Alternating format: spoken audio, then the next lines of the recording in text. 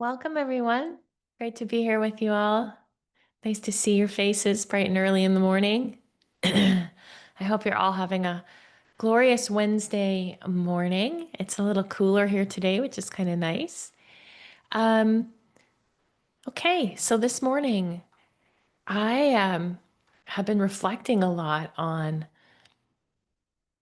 all of the studying and seeking that I have done over the past 25 or 30 years or something like that. And today's theme is really about the difference between collecting knowledge and actually living from our inner truth. And there's a difference. It's about moving from being a lifelong seeker, seeking something outside of myself, of ourselves, to living as someone who truly has trust in their inner wisdom, but even more so in your ability to make it right. So if we make mistakes, there's no wrong decisions. There's decisions. There's no right decisions either. There's just decisions that we make right.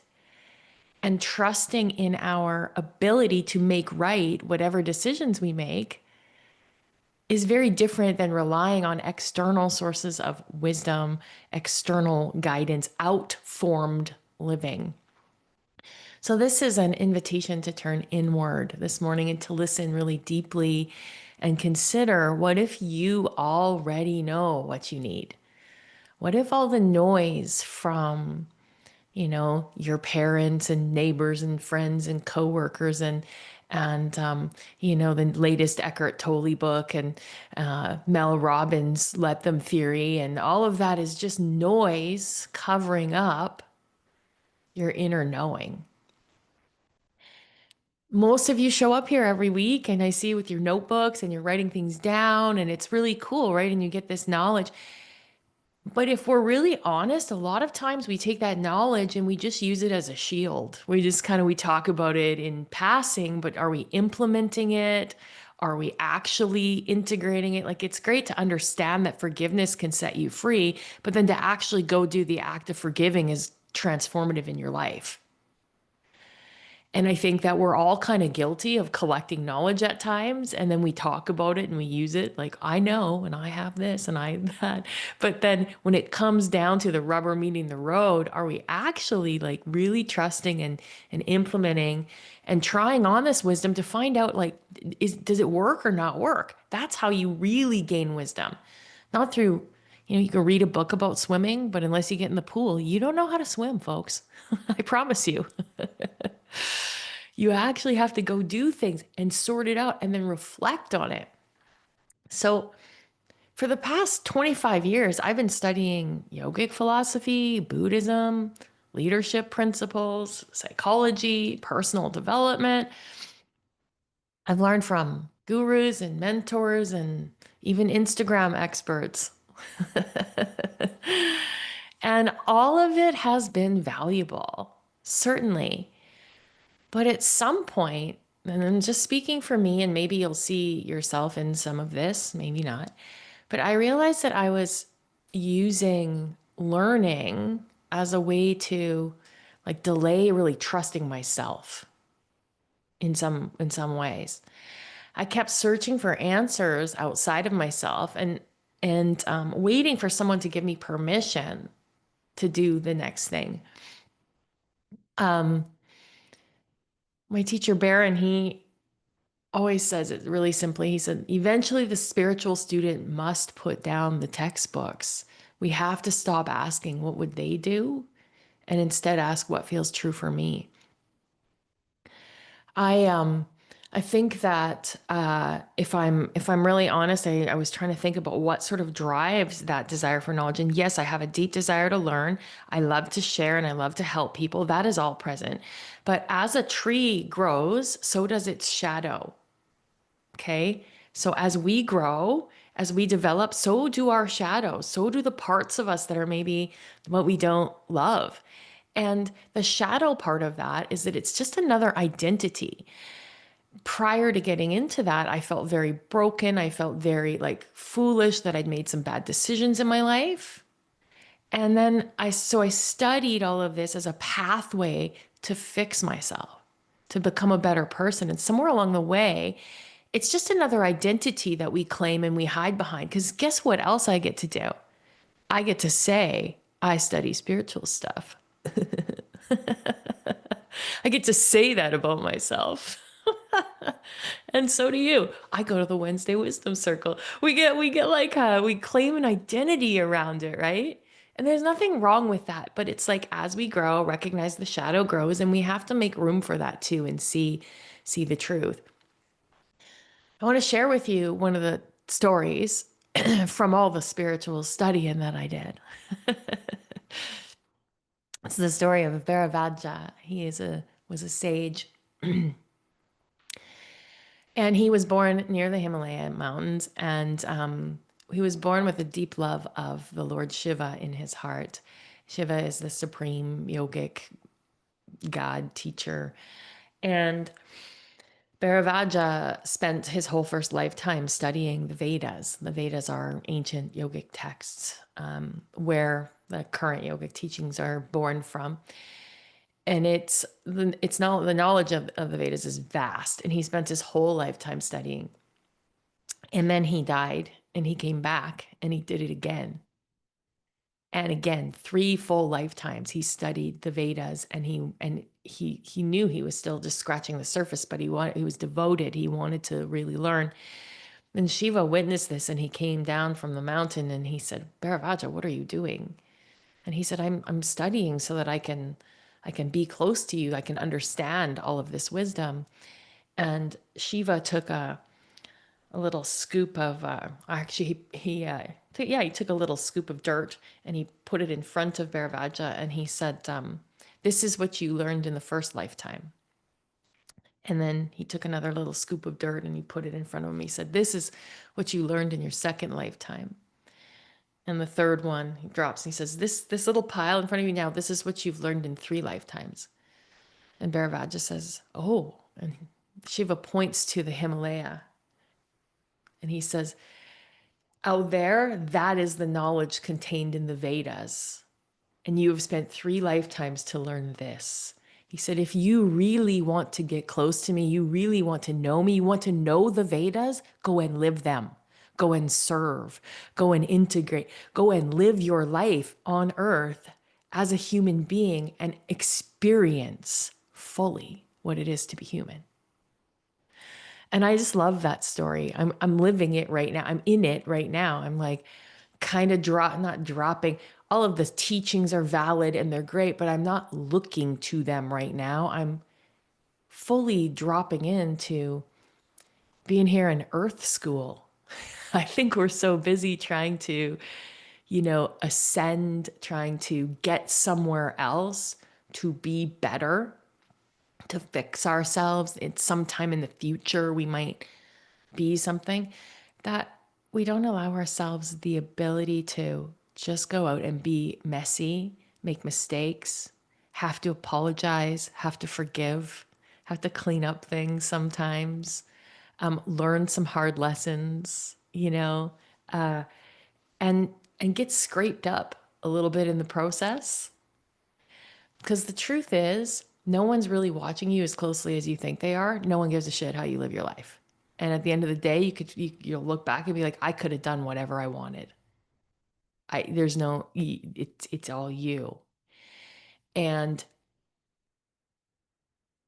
when we gather knowledge and we continue to study, but we don't implement, integrate, test, and I would say test the knowledge. Don't trust anything I say. Don't trust anything Baron Baptiste says. Don't trust anything that Mel Robbins says, for God's sakes. Find it, test it.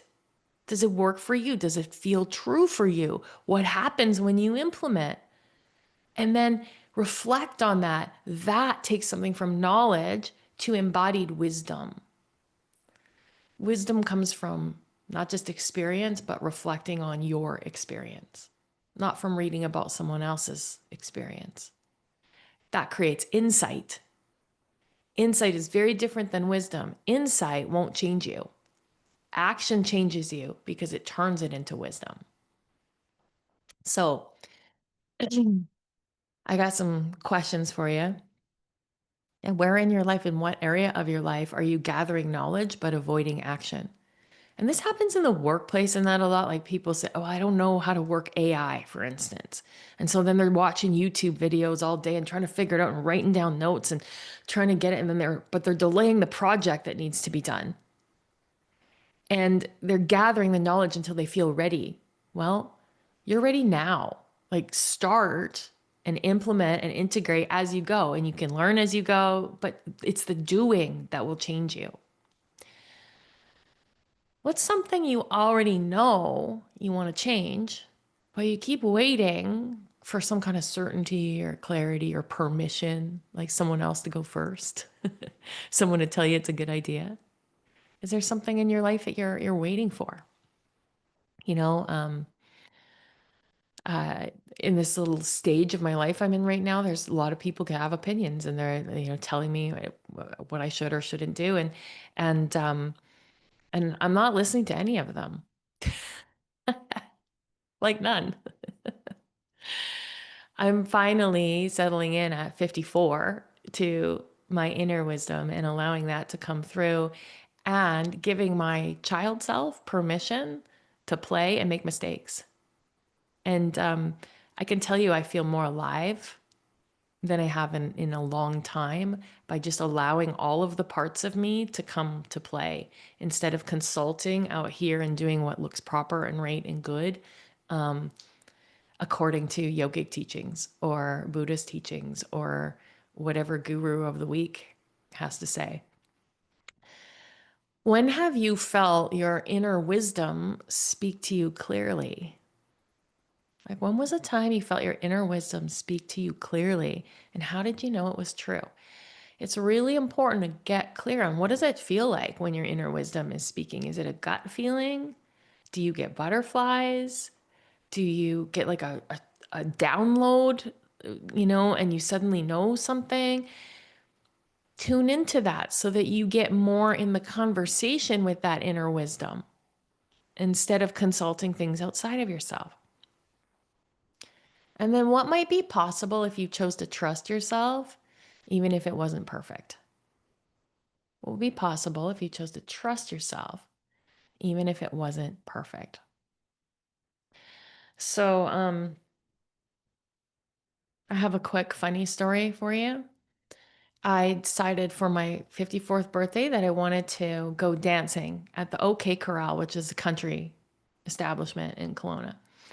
And my kids all came and we got a party bus. It was fun because I don't think drinking and driving is a good idea. And so we got a party bus to take us all the way from Peachland into Kelowna.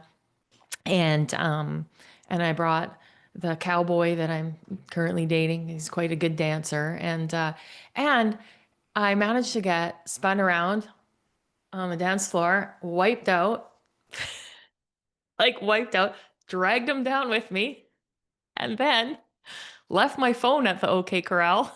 No idea where it was. The next day I woke up and I was like, wow, that was a train wreck. Like that was a complete disaster and so fun. It was the childlike letting go, childlike playing. It's not something I would normally do because I would be concerned about what other people thought. And I'm not purporting that it's a good idea to go drink too much and fall down on the dance floor. That's not what I'm saying. What I'm saying is allow yourself to test, to make a mess, to fully live because it's only your life. You are the only one you have to answer to. And so many of us are so careful about what everybody else thinks. But living authentically requires that you trust this and you follow this and you allow it to be a little bit messy. So let's meditate. And I invite you to close your eyes if they're not already and take a couple slow breaths just to get grounded here.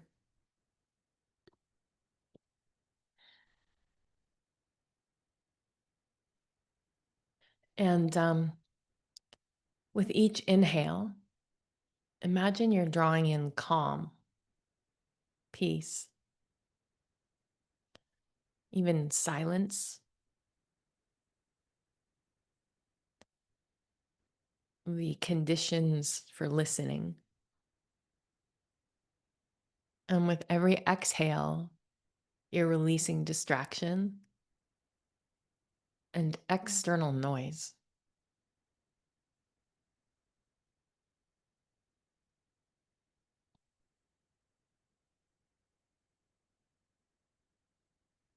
Now imagine that your attention is like a beam of light, and it's usually pointed outward from inside to outside. We're pointing that light to what others expect, to our to-do lists, to other people's opinions. Gently turn that beam away from the outer world, away from what others expect, away from your to-do list, away from other people's opinions, and guide that beam of light inward.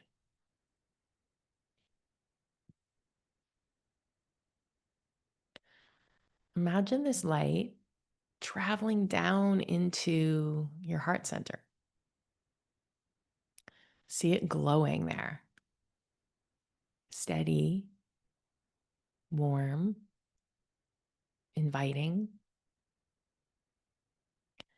It's the seat of your inner wisdom, a part of you that's always been here.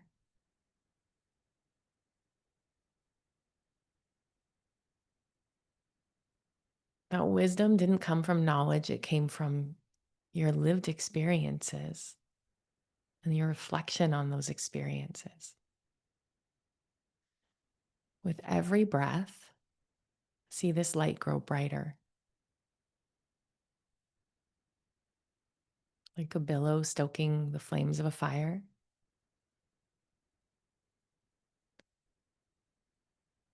Feel its warmth spread through your chest.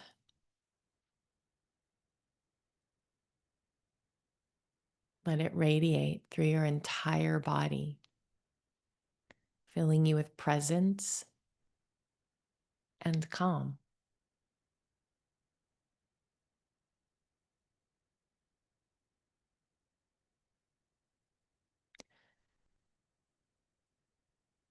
Now, in this light, just imagine the old stories or doubts that say, I'm not ready, I don't know enough. What if I make a mistake? I need someone else to tell me. See those thoughts as shapes or shadows. And then watch them soften in the light.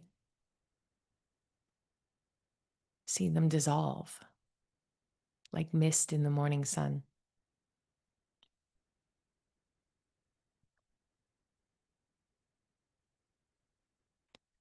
Now gently ask yourself inwardly, what do I already know? Don't force an answer, just listen. What do I already know to be true for me?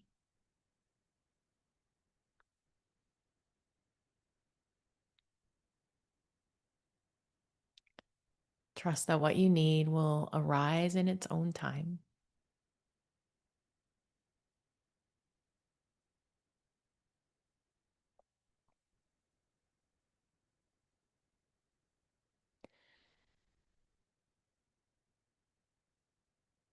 Now imagine this heart light expanding even more, creating space for clarity, courage, and trust. And feel the sense of trust growing. Trust in yourself. Trust that you have access to wisdom that goes beyond words and beyond books.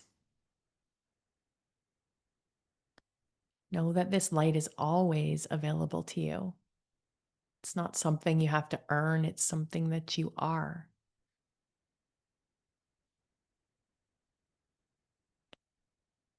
If you feel ready, ask this inner light to show you one small next step you could take in your life. Don't analyze it, just notice. And if nothing comes, it's okay. You're just practicing listening.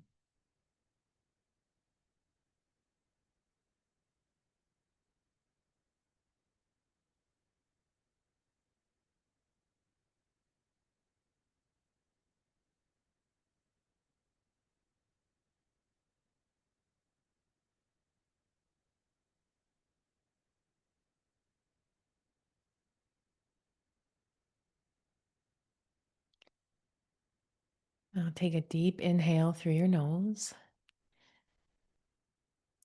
Hold it gently. And exhale completely through your mouth and watch your body soften. Feel your feet on the ground. Feel your seat, the length of your spine, and the crown of your head.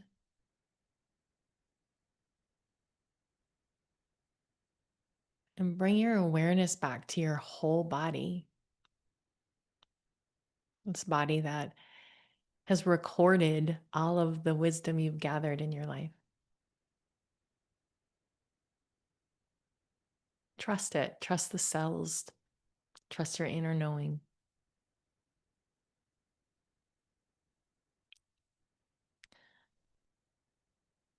When you're ready, slowly open your eyes and bring this sense of calm and knowing with you into the next part of the day. Hmm.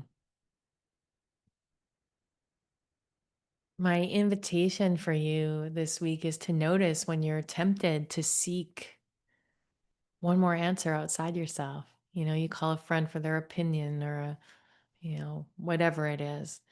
And instead, maybe pause, breathe, and ask yourself, what do I already know? And sometimes it's like, what am I afraid to admit? Um, the world is full of noise and guidance. And when we get still, the old saying, be still and know, when we're still, we can allow our own wisdom to arise. And that's the only way to walk our true path. And trust me, folks, to walk the path of authenticity, it's not pretty and it's not perfect. That is the furthest thing away from authentic. Authenticity is messy. It's messy. You're going to fall down, you're going to make mistakes. And isn't that the beauty of life? Isn't that the beauty of life? I don't know about you, but I've gathered more wisdom from the falls I've taken in my life, including the ones on the dance floor, than any perfect path I've ever walked.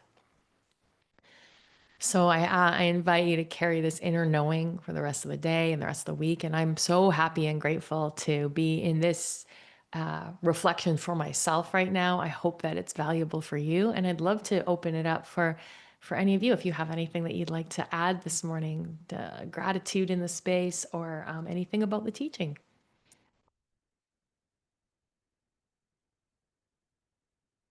Leanne, sure, yeah.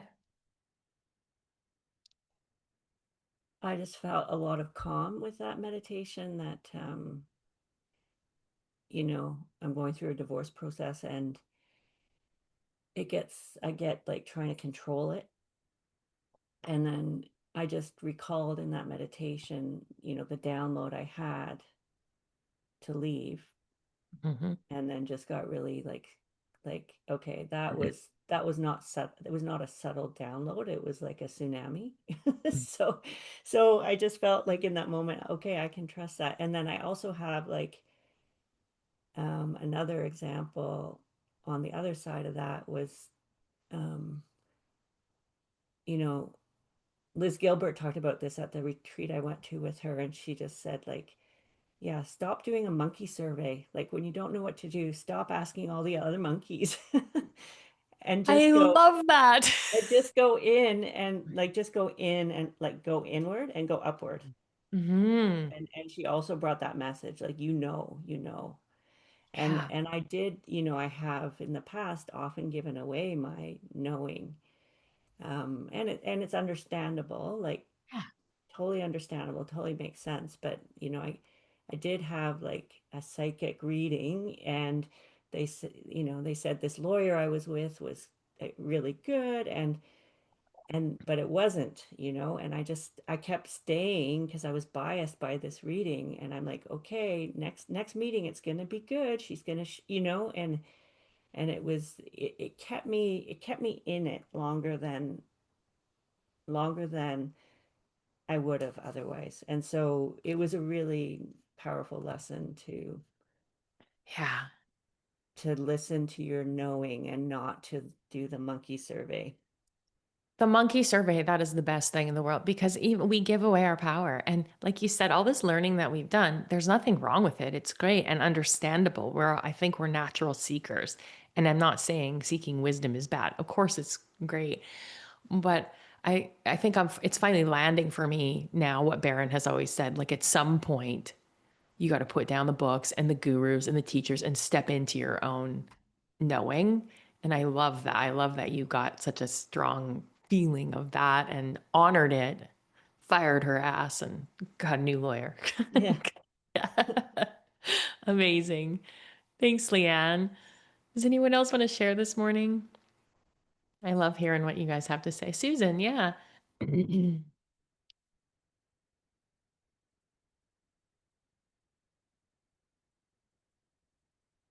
Still muted there.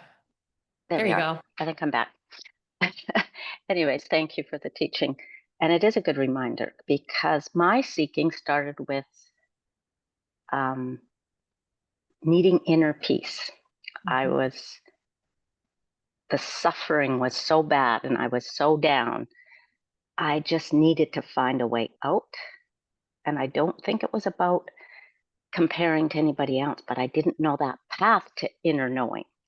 And that's the spiritual teachings taught me that there was a path in here. And so I will bow down to the spiritual teachings because they showed me the way. Yeah. And now I do have calm, quiet head. And it taught me a lot. I was trying to control and fix somebody. And I was obsessed with fixing. And I didn't realize that the person I needed to fix the most first was me. So, and that's what the spiritual teachings taught me. So they are a lifeline. You need to know them to know that there is a path. But there comes a point where we have to recognize all it is a map.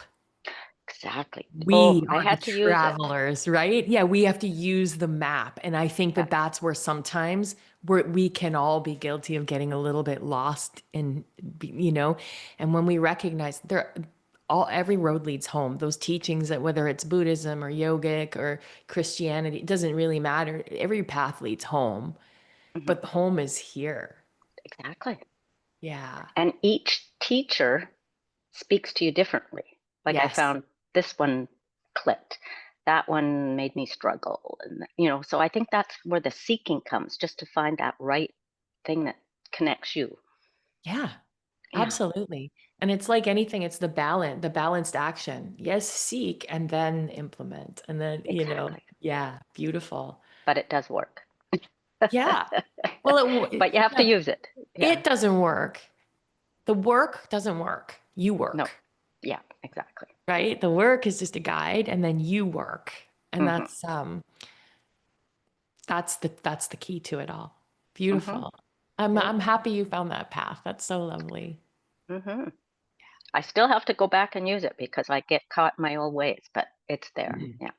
I always find this is my biggest tell, you guys. If I start preaching what to do to other people, then I know I ain't living it. I'm just like, I'm just using it as a shield and a weapon, And so as soon as I hear it come out of my mouth that somebody else should do something, then I'm like, oh, right here. Thank you all so much for being here this morning. I wish you all a beautiful week. I hope that your day is filled with so many blessings today. And I look forward to seeing you all next week. Bye, everyone. Thanks, Pam. Thank you, everyone.